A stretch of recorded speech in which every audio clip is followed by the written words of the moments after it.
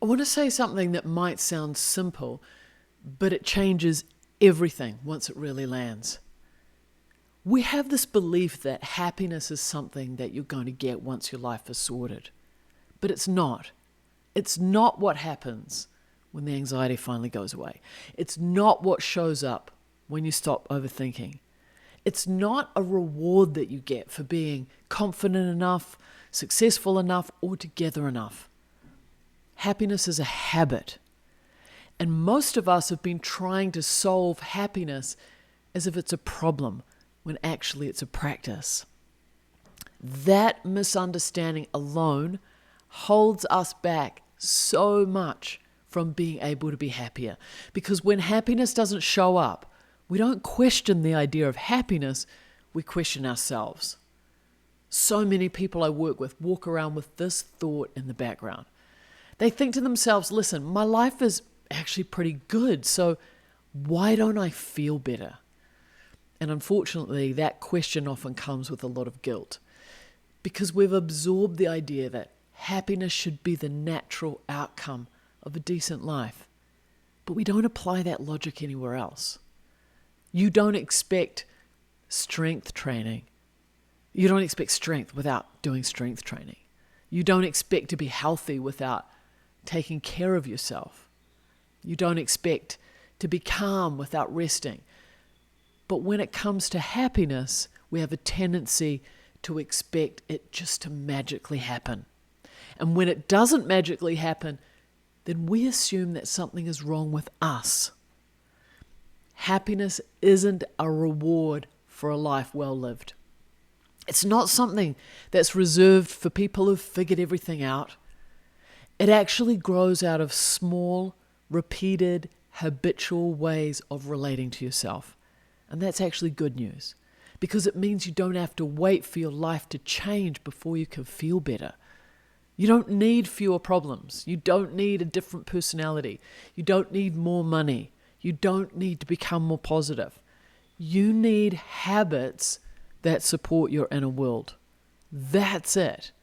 That's why I want you to come to MoniqueRhodes.com, do the happiness quiz so we can see where you're holding yourself back from happiness. It's not about fixing anything. It's not about diagnosing you, right? Just notice what you learn. Here's where most people unknowingly get stuck.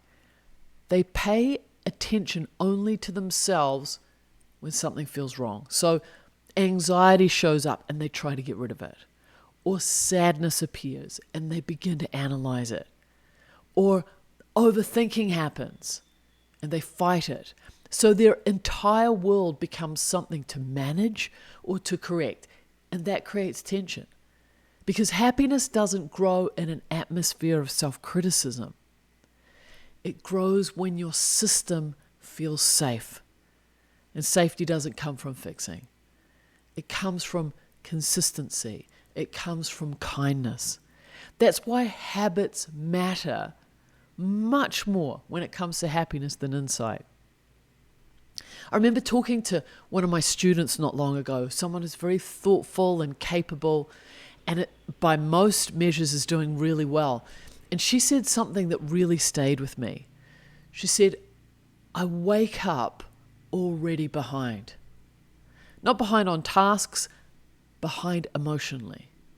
And she said that the moment she opens her eyes, there was already a sense of pressure, this low-level anxiety, this feeling of bracing for the day. And what struck me wasn't the feeling itself, it was what happened next. She immediately started judging it, saying, what's wrong with me? I slept enough. I'm really healthy.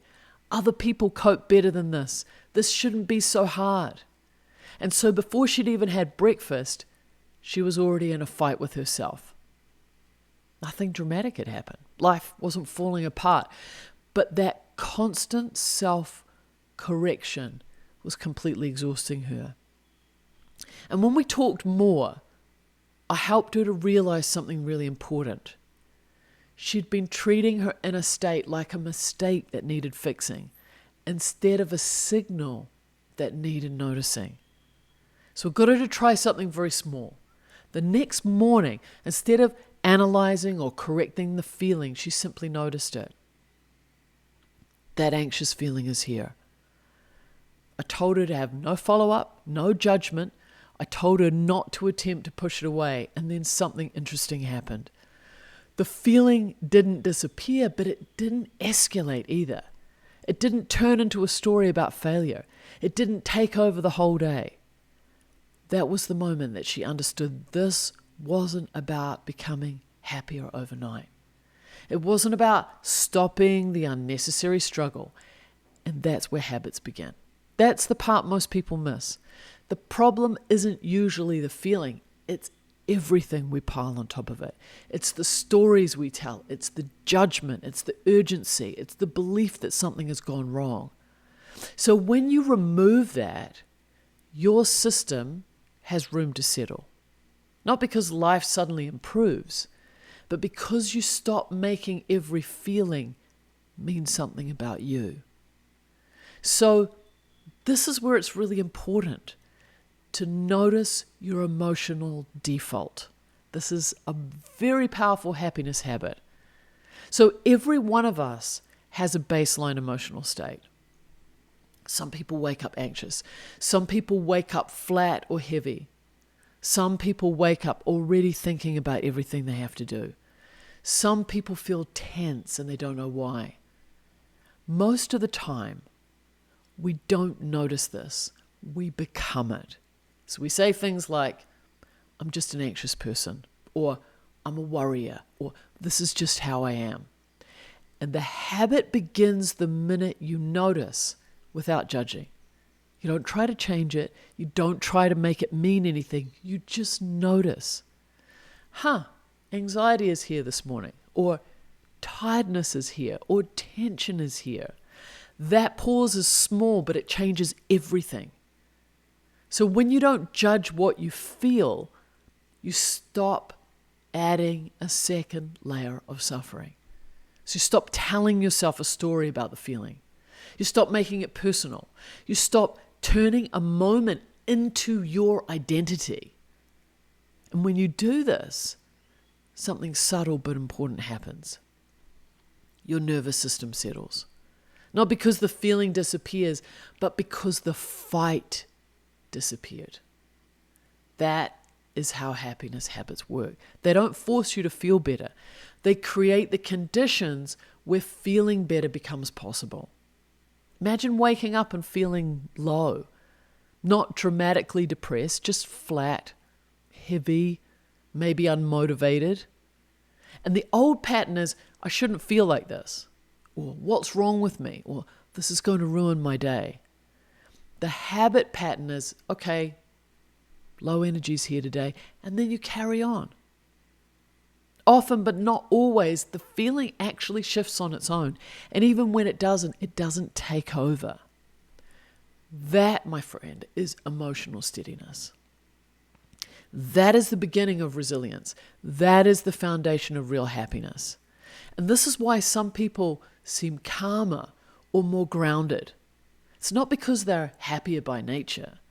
It's because they have habits that stop them from fighting their own inner world. They notice, they allow, they respond instead of reacting. And those small differences practiced over time change everything. I promise you, if happiness was automatic, everyone with a comfortable life would feel happy. But we know they don't. So happiness isn't automatic. It's a habit. And the great thing is that habits can be learned gently, imperfectly. We learn them over time. And this is what learning to be happier is all about. I hope this has been helpful. Don't forget to go to MoniqueRhodes.com, do the happiness quiz. As always, be kind, take care, go gently in the world.